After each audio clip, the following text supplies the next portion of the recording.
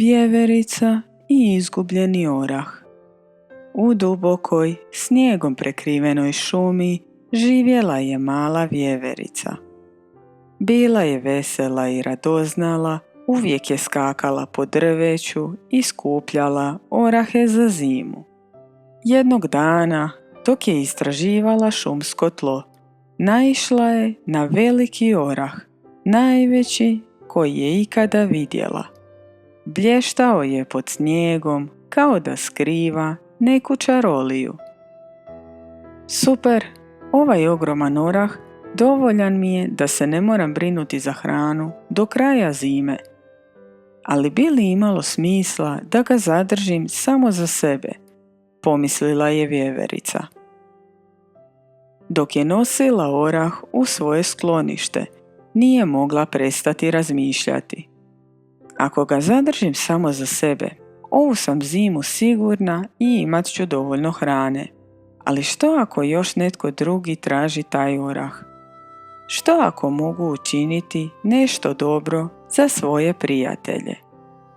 Dok je još uvijek razmišljala što učiniti, susrela je druge životinje. Ježa, pticu, zeca i druge male šumske prijatelje.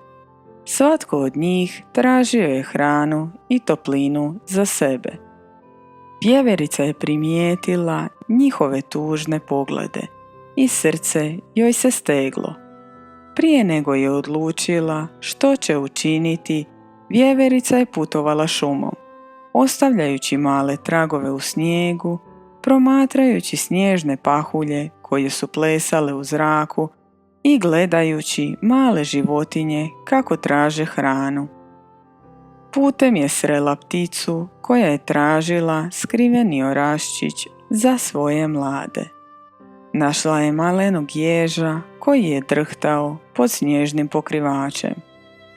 Susrela je i zeca koji je polako kopao po snijegu u potrazi za skrivenim zalihama. Svaki susret učvrstio je njezinu odluku.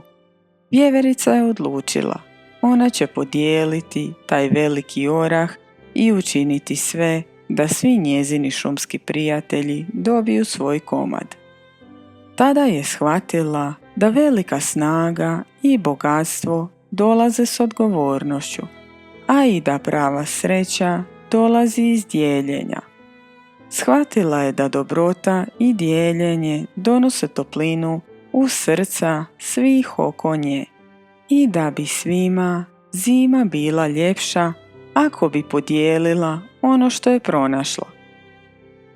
Vjeverica je pažljivo podijelila orah na nekoliko dijelova i sakrila ih na različitim mjestima u šumi, tako da svaka životinja može pronaći svoj dio.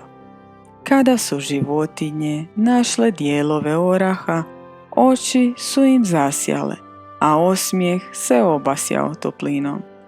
Kako je divno vidjeti ih sretnima, pomislila je vjeverica. Dijeljenje je bolje od svega što mogu imati sama.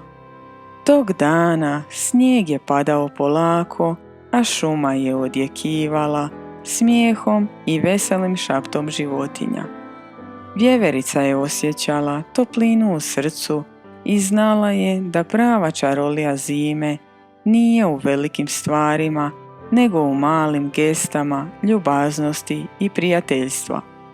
I dok je odlazila u svoj topli dom, gledala je kako tragovi u snijegu vode sve životinje prema njezinoj kući i znala je da je učinila nešto posebno, jer dijeljenje i dobrota čine ovaj svijet ljepšim.